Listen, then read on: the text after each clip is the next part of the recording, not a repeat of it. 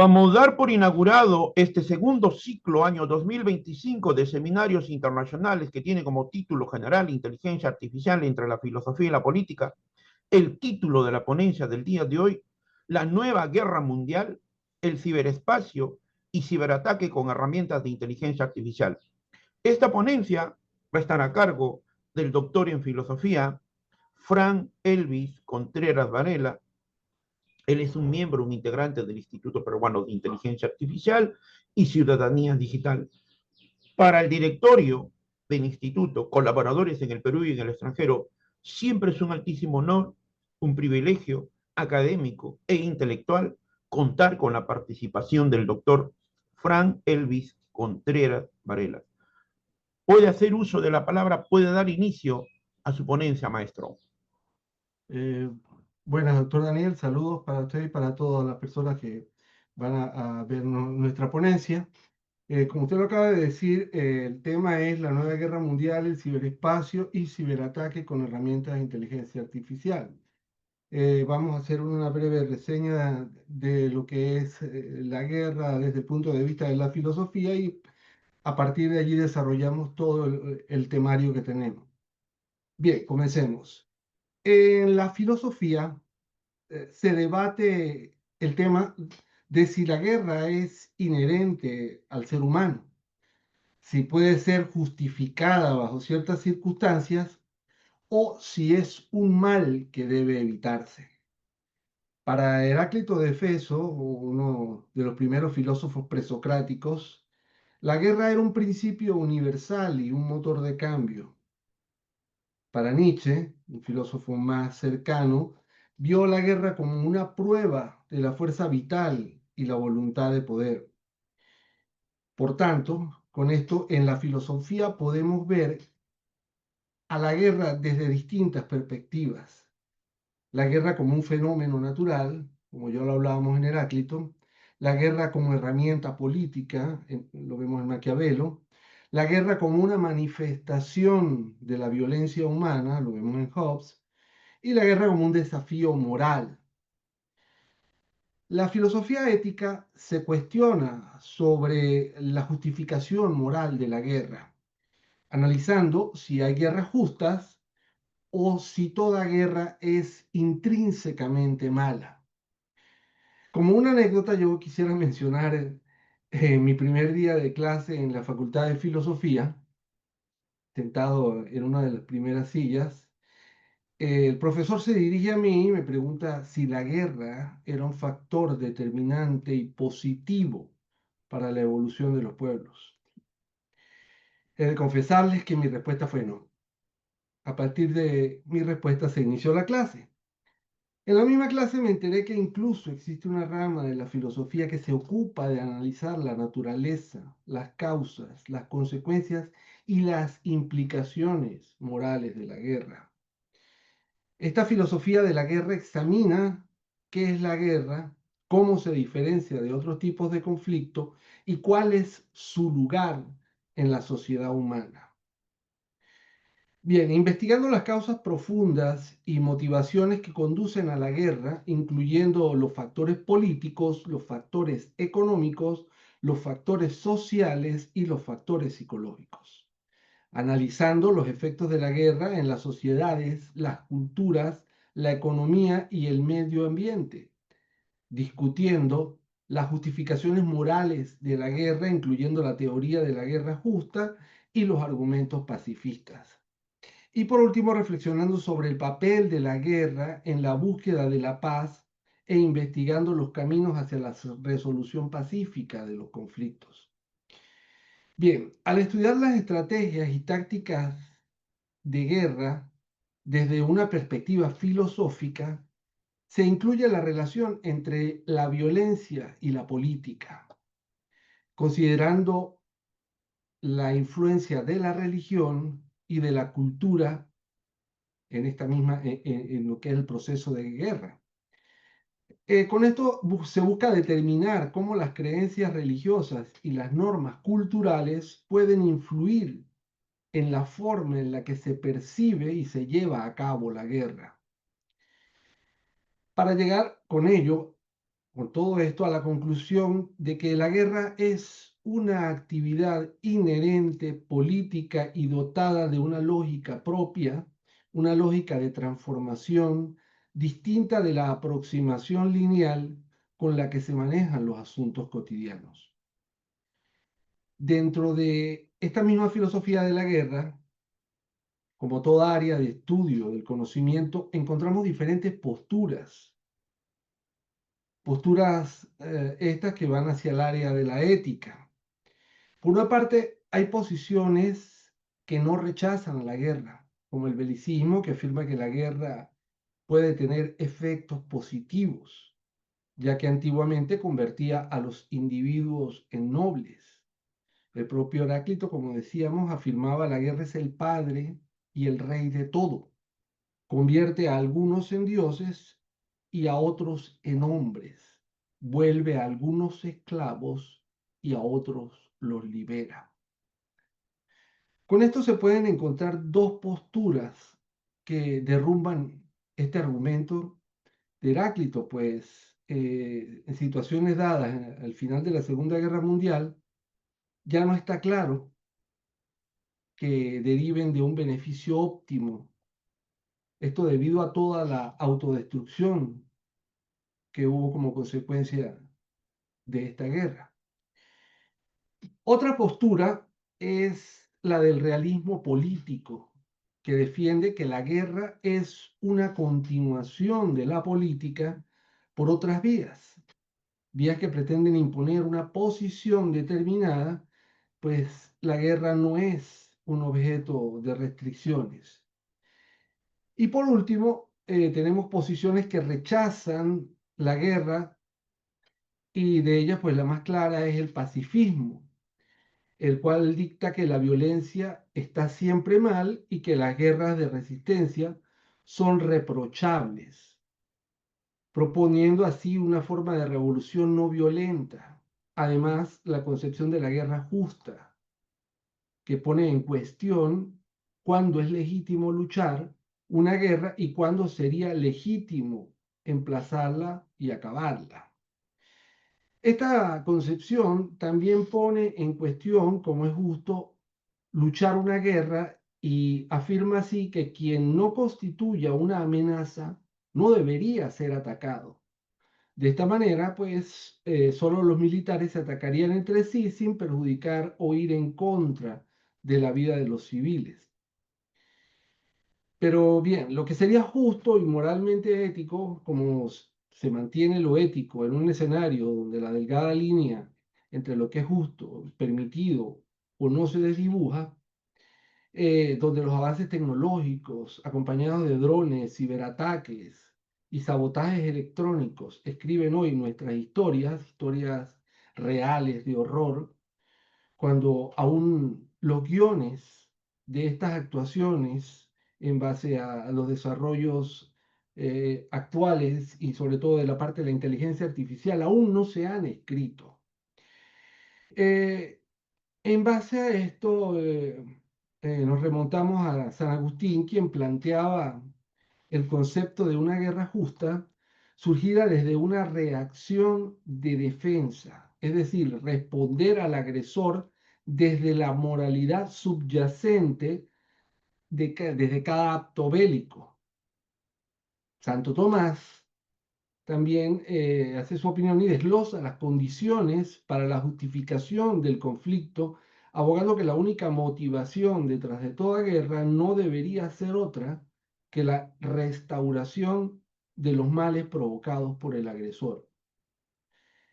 Estos principios fundamentan las bases de la teoría de la guerra justa, la cual delineaba las condiciones de una guerra ética.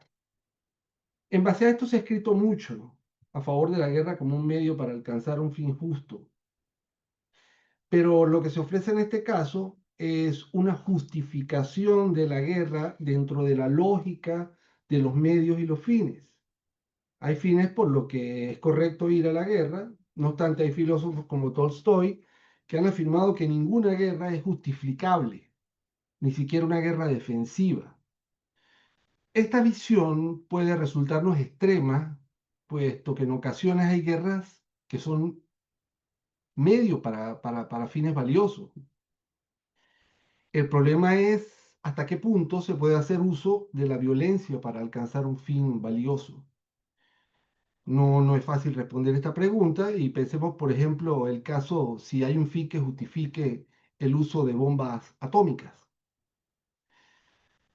Son muchos los conceptos filosóficos o con recorrido filosófico que encontramos en torno a la reflexión bélica. También son muchos los autores, tanto antiguos como modernos, que han compartido sus pensamientos sobre el conflicto, el poder y la guerra.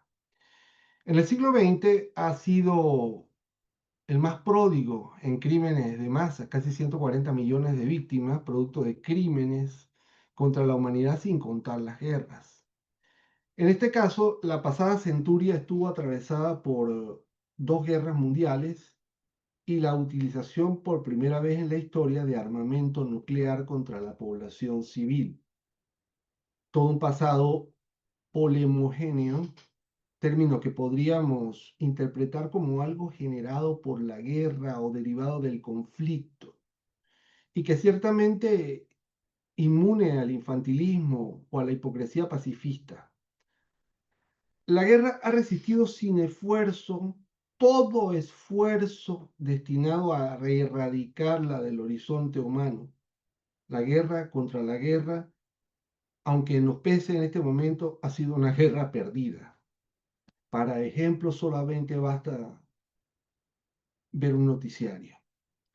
Como hablábamos de la polemología es un término que mencioné con anterioridad y que proviene del griego polemos, guerra, conflicto, y logos, estudio. Este neologismo fue acuñado por el sociólogo francés Gaston Boutol y se define como el estudio objetivo y científico de las guerras como fenómeno social susceptible de ser observado, encaminando a prevenir y a resolver los conflictos internacionales que las puedan desencadenar. Como disciplina académica fue fundada tras la Segunda Guerra Mundial y estudia los factores llamados polemógenos, como por ejemplo las eventuales correlaciones entre las explosiones de violencia y fenómenos recurrentes, económicos, culturales, psicológicos y sobre todo demográficos. Y obliga a pensar a la guerra como un fenómeno filosófico y sociológico. Eh, Michael Walzer es uno de los expertos en filosofía política más importantes de los Estados Unidos en la actualidad. En sus escritos se ha tratado un amplio espectro de temas, incluyendo la teoría de la guerra justa, y en una de sus aportaciones intelectuales más importantes encontramos una revitalización de la teoría de la guerra justa, término que veníamos hablando con anterioridad, que insiste en la importancia de la ética en los tiempos de guerra, a la vez que evita posiciones pacifistas. La teoría de la igualdad compleja, que sostiene que no existe un criterio único moral o material para valorar la justicia social.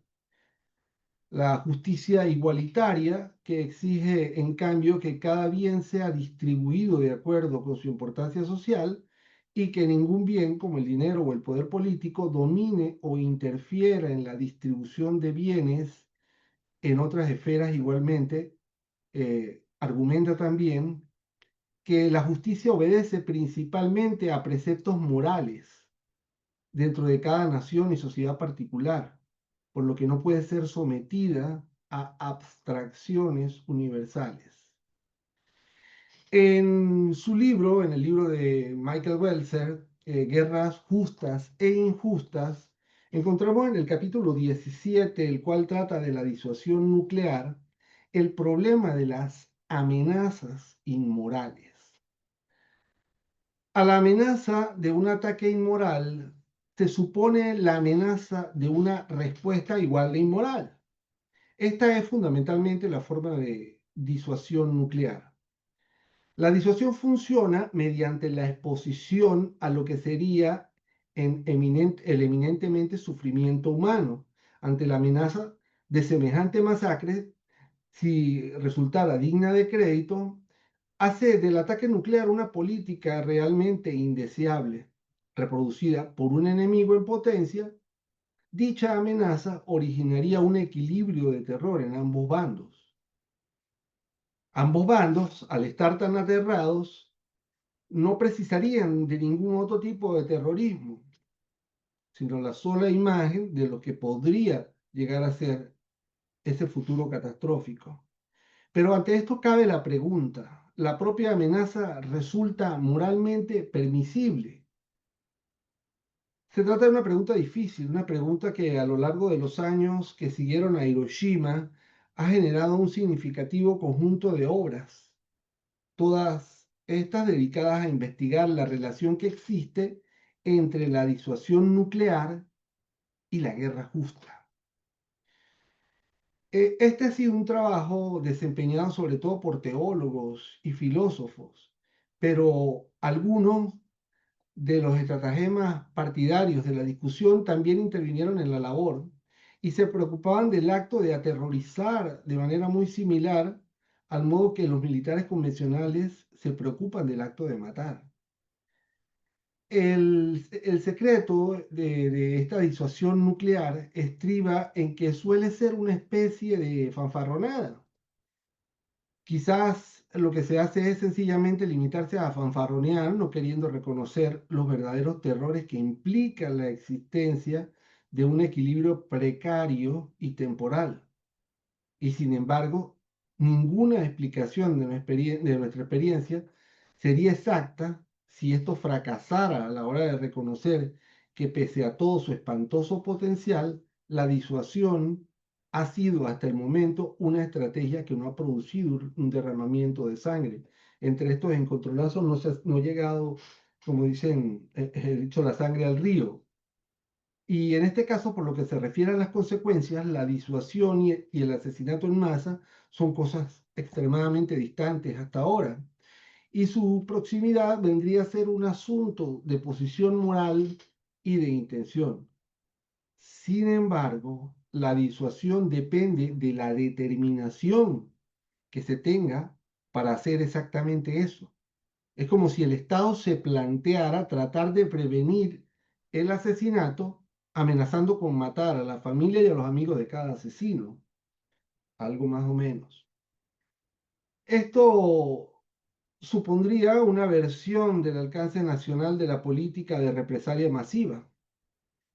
No hay duda de que es una política repugnante, no admiraríamos a ningún agente político que se hubiera prestado para diseñar esa política, ni a los que se ofrecieran a llevarla a cabo, ni siquiera en el caso de que en realidad jamás se llegara a matar a nadie. Pero eh, como un ejemplo de esto tenemos justamente que en el día de ayer el primer ministro inglés hace uso de este principio de amenaza inmoral en una comunicación a la que se suma el presidente francés e involucran a ambas naciones en contra de la nación rusa, la que, como el principio estudiado, indica, escribe también su respuesta. Con esto quiero hacer un paréntesis para aclarar que no soy nada prorruso, ni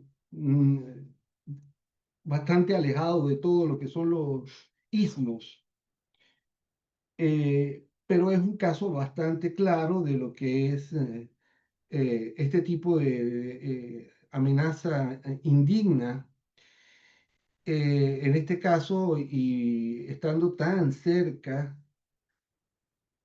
de ese conflicto dado en Europa, y siendo ambas naciones, tanto Inglaterra como Francia, estando tan involucradas, pues causa bastante sorpresa y en parte indignación por no tomar en cuenta lo que vendría a ser el daño colateral a una población inocente y desarmada. Bien, no quiero decir que estas personas hubieran de quedar necesariamente transformadas en bárbaros. Bien podría suceder que tuvieran un elevado sentido de lo espantoso que resulta el asesinato y el claro deseo de evitarlo.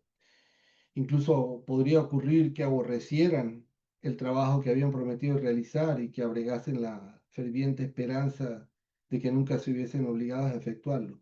Pero se hizo. Y a pesar de todo esto, la empresa es inmoral. La inmoralidad estriba en la propia amenaza y no en sus consecuencias presentes o probables. Lo mismo ocurre en el caso de la disuasión nuclear. Lo que nos tiene que preocupar realmente son nuestras propias intenciones y también las víctimas potenciales de esas intenciones. Por tanto, contra un enemigo que realmente desea utilizar una bomba nuclear, la defensa propia resulta imposible y tiene el sentido de decir que la única iniciativa capaz de contrarrestar ese deseo es la amenaza inmoral de responder con la misma moneda. No es probable que un país que tenga la capacidad de plantear esa amenaza rehúse formularla, como el caso que acabamos de tratar. Lo que no es tolerable, pues no será tolerado. Por eso, lo probable es que cualquier Estado enfrentado a un adversario con capacidad nuclear y capaz, a su vez, de desarrollar su propia bomba atómica, se anime a desarrollarla como una forma de atender a su propia seguridad en el equilibrio del terror. Es evidente que la alternativa preferible sería el desarme mutuo, pero es una alternativa que solo está al alcance de dos países que trabajen en estrecha conjunción, mientras que la disuasión es la elección que probablemente realicen si actúan por separado. Cada uno de ellos se sentirá preocupado respecto a la predisposición a atacar que tenga el otro y cada cual asumirá su compromiso en cuanto a ofrecer resistencia y ambos caerán en cuenta de que el mayor peligro de su confrontación no reside en la derrota de uno u otro bando, reside en la total destrucción de ambos y en la destrucción probablemente también de todos los demás países que les rodean.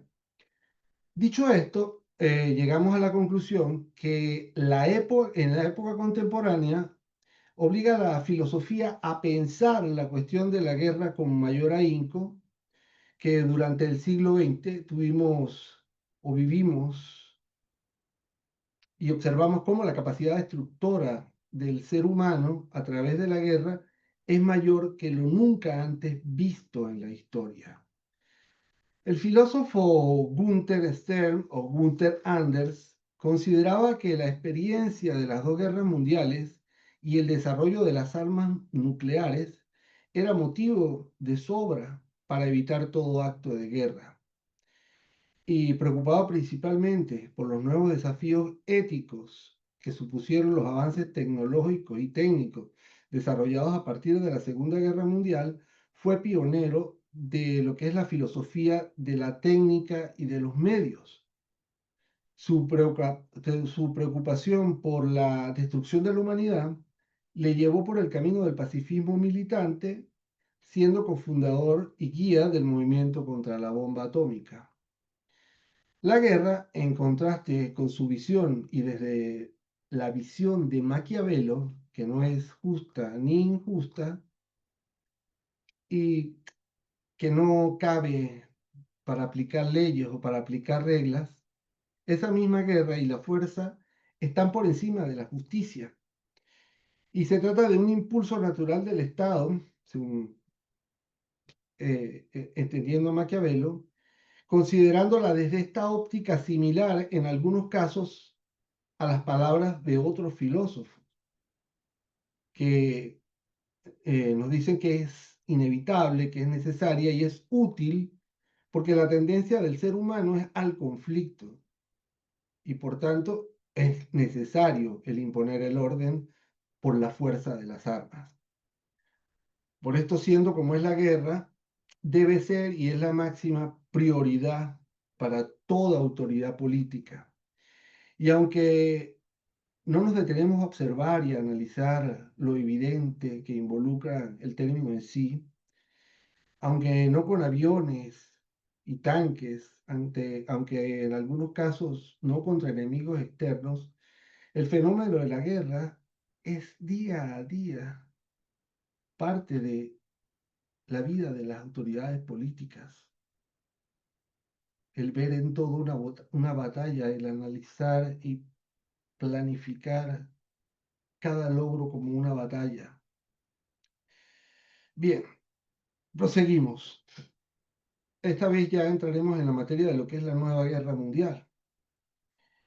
Una nueva guerra mundial en la actualidad es un tema que ha generado debate y gran preocupación, un tema para el cual no existe un consenso si realmente estamos presenciando el inicio de un nuevo conflicto global a gran escala, pero algunos analistas, algunos expertos de amplia trayectoria y gran peso de palabra, sí observan tendencias preocupantes que podrían llevar a una situación similar a las guerras mundiales ocurridas en el siglo XX. En la actualidad, el aumento en las tensiones geopolíticas debido a la competencia comercial, armamentística, tecnológica entre las grandes potencias, así como el uso de la inteligencia artificial como arma, esta en sus diferentes variantes, genera una carrera armamentística similar a la que en su tiempo produjo el descubrimiento nuclear. Sumado a esto, tenemos que considerar que la interconexión de países que comparten economías y apoyos podría ser un factor determinante para extender el conflicto de una manera rápida y con unas consecuencias impredecibles. Bien, toquemos el tema del ciberespacio. El ciberespacio es una realidad virtual construida con computadoras y con redes. Es un entorno creado por sistemas informáticos, es un espacio no físico, donde las personas interactúan a través de dispositivos electrónicos y softwares. Para que todo esto funcione, se requiere de un respaldo físico, compuesto por los dispositivos que se comunican como servidores, computadoras de escritorio, smartphones, switches, router, conectados en redes globales mediante redes cableadas e inalámbricas para una infraestructura de tecnología y telecomunicaciones. Todos estos componentes funcionan en un delicado equilibrio que permite que el ciberespacio opere de manera correcta. Este tema del ciberespacio proviene de la palabra cibernética, que se refiere al estudio de las analogías entre los sistemas de comunicación y de control de las máquinas con los seres vivos. Entre sus propiedades encontramos la identidad, la flexibilidad y el anonimato. Una misma oportunidad de comunicación o una trascendencia de los límites espaciales, la capacidad de un tiempo extendido y condensado y sus alcances. Sin embargo, existe una gran variedad de amenazas que ponen en riesgo este equilibrio. Y es aquí donde entra la ciberseguridad, que es la actividad mediante la cual los sistemas de información y comunicaciones están protegidos contra daños, usos no autorizados, modificaciones o explotaciones. El ciberespacio se ha convertido en estos últimos años en un territorio global, donde se interactúa y se afecta directamente también a los espacios marítimos, los espacios aéreos y espaciales. Y aunque todavía no se le considera un escenario de conflicto mayor, junto a otras acciones de fuerza, se le empieza a percibir como una futurible ciberguerra de alcances indeterminados, de mayores dimensiones. En el libro El ciberespacio, nuevo escenario de confrontación del Centro Superior de Estudios de la Defensa Nacional del Ministerio de la Defensa y la Secretaría General Técnica del Gobierno de España, se nos destaca la ciberseguridad como un componente de suma importancia en la seguridad nacional, siendo el mismo un espacio estratégico por considerar al establecer la estrategia de seguridad nacional, estableciendo para con ello las medidas de prevención, disuasión, protección y reacción de la ciberdefensa. El ciberespacio es un lugar, un ambiente único, sin fronteras geográficas, que puede ser atacado desde cualquier lugar del mundo y de difícil localización del agresor. Su defensa, por tanto, es una defensa compleja debido a la intervención de muchos factores, tanto estatales como privados, y su confrontación en el ciberespacio presenta con frecuencia las características de un conflicto asimétrico, además de anónimo, clandestino, y por tanto no solo es atractivo para gobiernos hostiles, también es muy atractivo para las mafias del crimen organizado, terroristas e incluso algún disociado social. De eso existen muchos. La utilización de este ciberespacio permite obtener información sobre objetivos sin necesidad de destruir ni neutralizar ningún sistema, haciéndolo de manera anónima y sin delatarse, perfecta para las labores que se requieren de espionaje industrial, espionaje político o militar, incluso en el campo civil, y permitiendo con esto la facilidad de labores de chantaje y al mismo tiempo las de defensa que pueden utilizar este recurso para labores disuasivas. Bien, hablemos de lo que es el ciberataque con herramientas de inteligencia artificial. Con el creciente uso de las tecnologías vinculadas a la inteligencia artificial, la recopilación y el análisis de datos, los ojos del mundo se han vuelto para examinar, para observar las posibles ciberamenazas que pueden generarse en un entorno militar, en un entorno empresarial y, como lo decía hace escasos segundos, hasta en el entorno personal, cada vez más digitalizado y más complejo. Todas las organizaciones que se plantean trabajar con herramientas tecnológicas cuentan o deben contar o tienen ya entre sus planes protocolos y sistemas de seguridad actualizados, aunque en muy pocas o casi ninguna se realizan serias reflexiones sobre las consideraciones éticas de estas medidas que implantan. Entre ellas, pues, como hablábamos, encontramos a la inteligencia artificial como el cerebro actualizado de estas actividades. ¿Cuáles vendrían a ser las acciones indispensables para protegerse ante las amenazas digitales y qué pautas hay que seguir para crear empresas más seguras? Bien, en la actualidad está en creciente demanda de la ciberseguridad, perdón, en un mundo cada vez más digitalizado, pues surge la necesidad integrada de complementar todas las operaciones empresariales desde un marco o dentro de un marco de seguridad y abordar esta seguridad digital como una inversión esencial y no como un costo adicional. Esto debido a las grandes consecuencias que pueden tener los ataques cibernéticos. Para ello, el papel de los responsables de TI o profesionales que supervisan los sistemas informáticos de una organización, es decir, los profesionales de la ciberseguridad, sería crucial.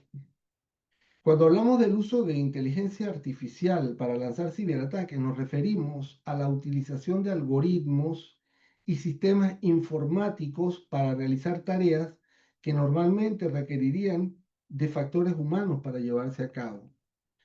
No obstante, gracias al aprendizaje automático integrado dentro de la inteligencia artificial, esta tecnología, sin la necesidad de una inteligencia humana, es capaz de detectar vulnerabilidades y brechas de seguridad en los sistemas informáticos de manera más eficiente que los seres humanos y a una mayor escala, además de poder utilizarse para generar y distribuir malware y automatizar procesos de ataque también. La inteligencia artificial en la actualidad se utiliza para lanzar diferentes tipos de ataques, pero sin duda los ataques de phishing y suplantación de identidad son los más frecuentes. De hecho, hace poco en el gobierno de los Estados Unidos se presentó un ataque de estos suplantando a una de sus máximas autoridades, cosa que no llegó a hacer ningún problema porque fue detectada a tiempo. Bien, los atacantes de este tipo de agresión utilizan la inteligencia artificial para generar correos electrónicos, mensajes de texto personalizados, eh, de manera que estos parezcan legítimos, con el fin de engañar a los usuarios para que hagan clic en los enlaces maliciosos o descarguen archivos infectados. Incluso, de hecho, el mismo chat GPT eh, ha llegado a ser utilizado para lanzar ciberataques, donde le pedimos al chat que redacte diferentes tipos de mensajes para persuadir a un determinado usuario a realizar determinadas acciones que lo pongan en situación de riesgo. En el 2016 fue detectado uno de los primeros ciberataques en utilizar inteligencia artificial y el mismo fue dirigido contra un casino. En esa ocasión, los ciberdelincuentes utilizaron la inteligencia artificial y para ello utilizaron esta técnica que estamos hablando del phishing para conseguir acceso a la red del casino. Y una vez dentro del sistema informático, utilizaron la inteligencia artificial para analizar los patrones de apuestas de los jugadores y así poder predecir los resultados de las partidas.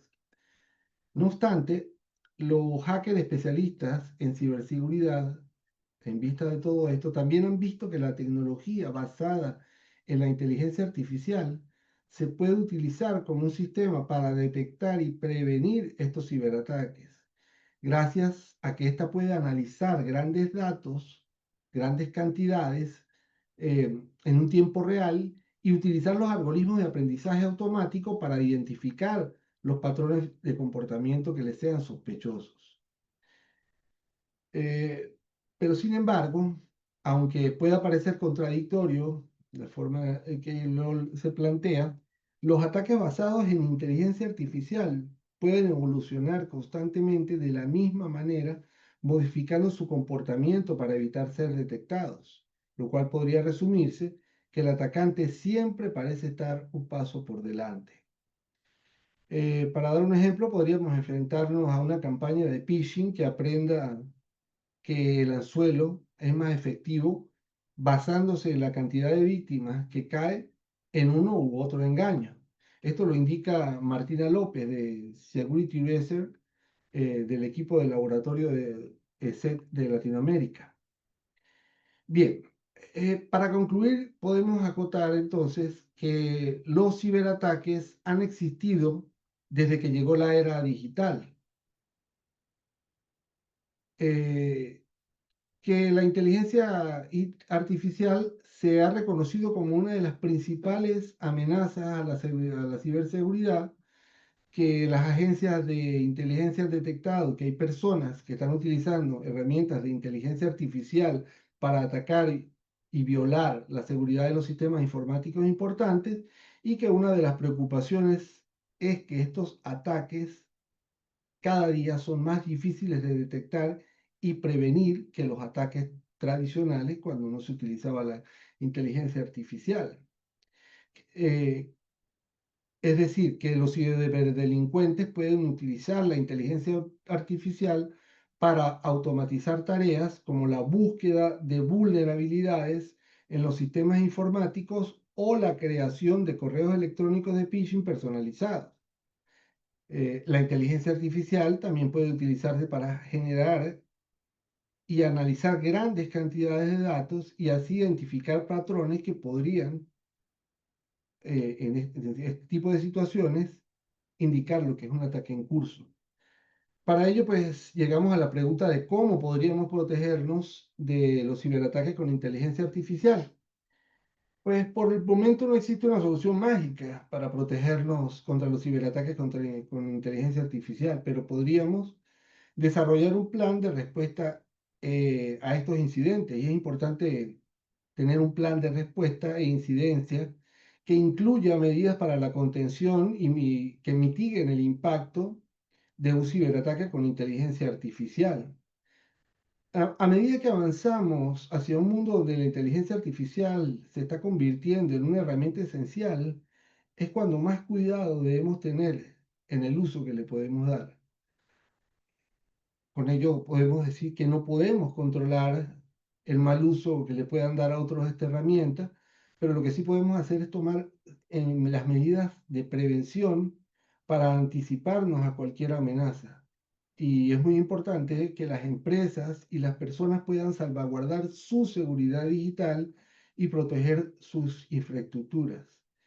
De esta manera, en esta nueva era de la innovación y la adaptabilidad, por el momento, pues son nuestras mejores armas.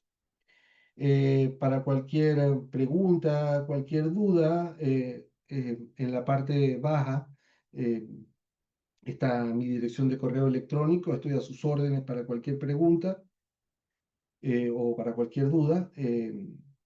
Ha sido de verdad un verdadero honor compartir este tiempo con ustedes. Eh, a nombre del Instituto Peruano de Inteligencia Artificial y Ciudadanía Digital, a nombre de el doctor Daniel y mío propio, mis profundas gracias y que tengan un feliz día. Vamos a dar por clausurado este segundo ciclo año 2025 de seminarios internacionales que tiene como título general Inteligencia Artificial entre la filosofía y la política, el título de la ponencia, La nueva guerra mundial, el ciberespacio y ciberataque con herramientas de inteligencia artificial. Esta ponencia estuvo a cargo de un miembro integrante del Instituto Peruano de Inteligencia Artificial y Ciudadanía Digital, el doctor Frank Elvis Contreras Varelas, para el directorio, colaboradores en el Perú y en el extranjero, un altísimo honor, un privilegio académico, intelectual, poder escuchar esta maravillosa presentación. Muchas gracias, maestro. Desde acá de Lima, Perú, un abrazo muy fuerte. A ustedes.